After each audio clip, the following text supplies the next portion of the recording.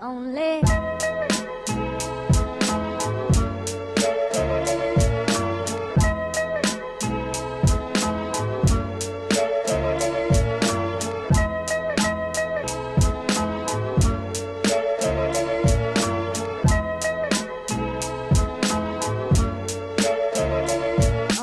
one step.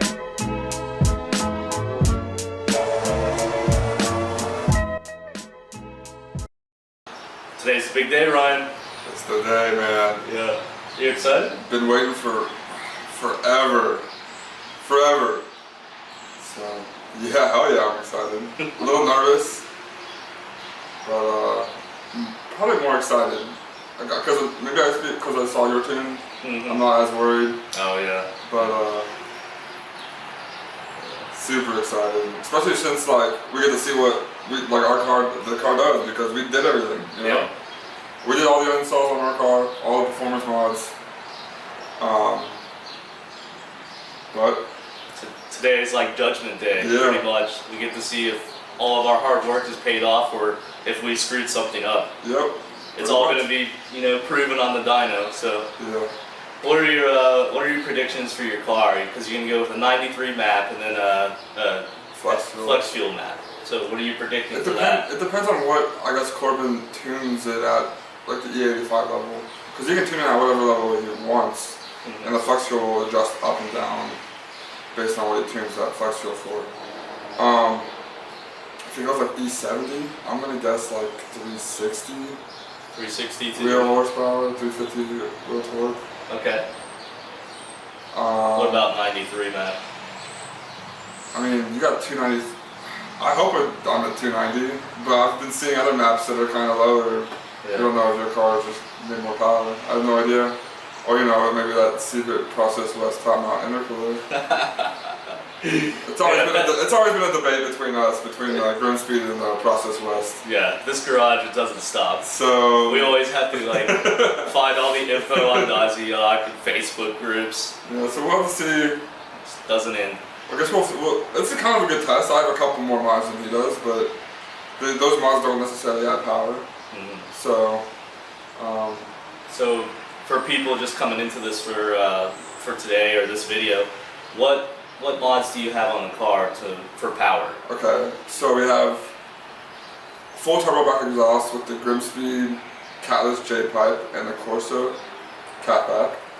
Then we have the Grimmspeed top mount intercooler coated black with the dispersive coating, and then the Grimmspeed charge pipe. Then we have the ETS intake, Boomba bypass valve, Grimmspeed electronic boost controller, TGV deletes and EGR deletes. I think, is there anything else I'm missing? Yeah, on top of that, you also have AOS. I have the IAG street air oil separator. And I think that's about it as far as engine mods go. So it's basically, and then Cobb Flex fuel. And we have the flex fuel on. Most important part. One of the most important. And then the fuel pump that we just put in. So the DW300C fuel pump. Right. So basically a full bolt-on car, pretty much, except for headers, which is fine. We're gonna be right at that limit of the stock block anyway. So, and plus they said there's not much improvement to be made on the headers, even though people are making them. It's a minor improvement. So. Right. All right, guys. So we'll see you at Turnin Concepts.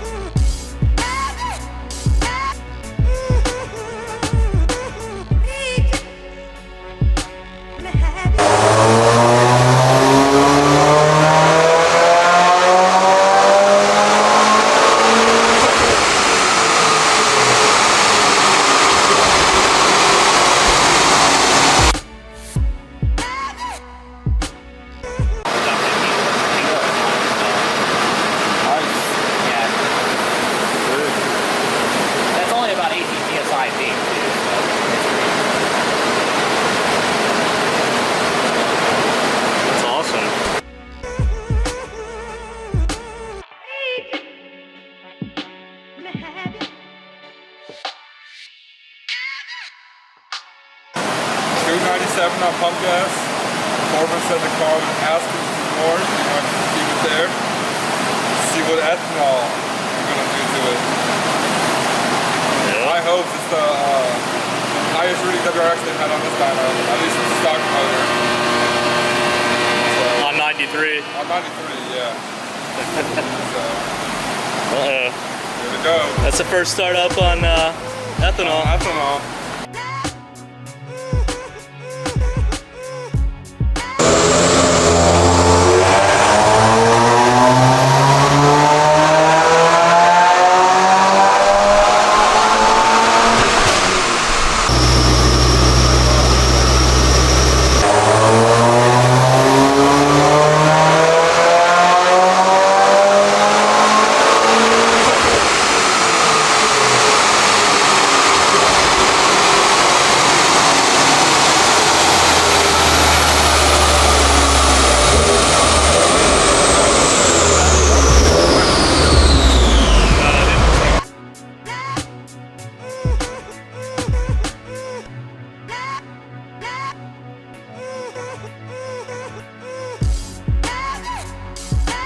Hey guys, we just finished up with Corbin tuning Ryan's car. He's gonna walk through a little bit of the graphs he's got. He's got a stock graph and he's got Ryan's graph, so he's gonna give us his thoughts on those.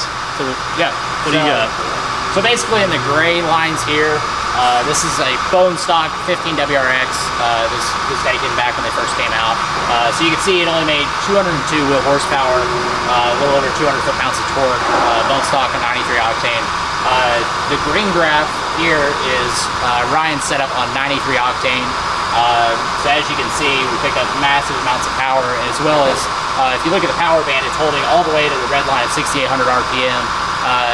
As you may know, it's very common on the 15 up WRXs that the power band will fall off pretty hard after 6,000 RPM. And that was a huge concern when these cars first came out, but as R&D developed, we got to the point where, you know, as you can see, the power barely falls off from peak to red line now. I mean, it's only less than 10 horsepower, so it really helps to fill the car as you rev it out.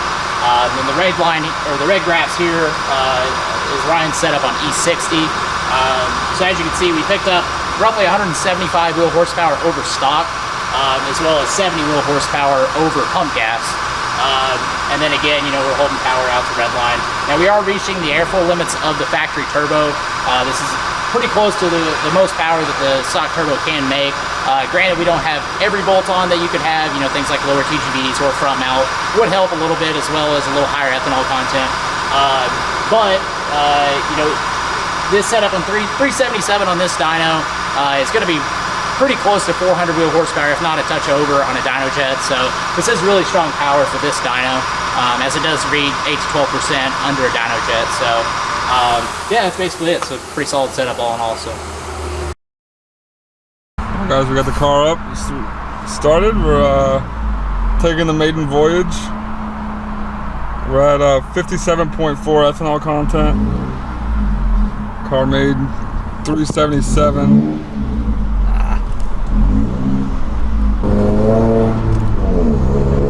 I'm scared. I'm scared, dude. It's gonna be 377 horsepower.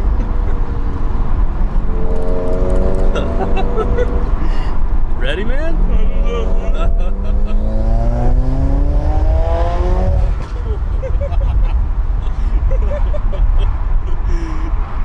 Oh, second gear pull right there. Yeah, here we go. Red light, open road, new tune. Oh god.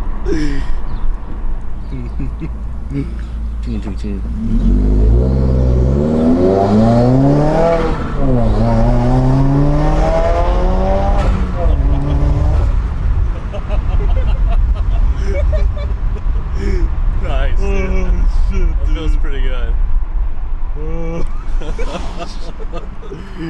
How do you like it, dude? It's ridiculous. Yeah? It's absolutely ridiculous.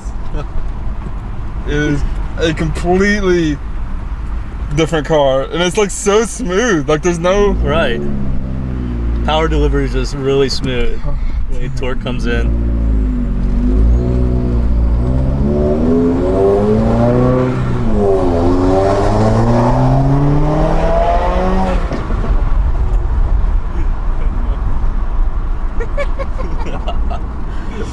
good surge. For sure. That's when my foot wasn't even on the floor. I was too afraid. I was too afraid. This shit's scary, dude. I've never driven like a WRX is the fastest car I ever had. Okay, that I've ever driven, and I was on the stock tune for a year and a half. This is almost double the stock horsepower.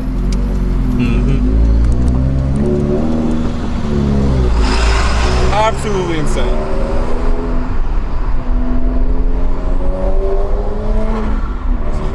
Dude, it's crazy to think that 0014. that all bolt-on stock turbo give you that much power. I mean, It's crazy. jeez. Do I need to get on this? What I'm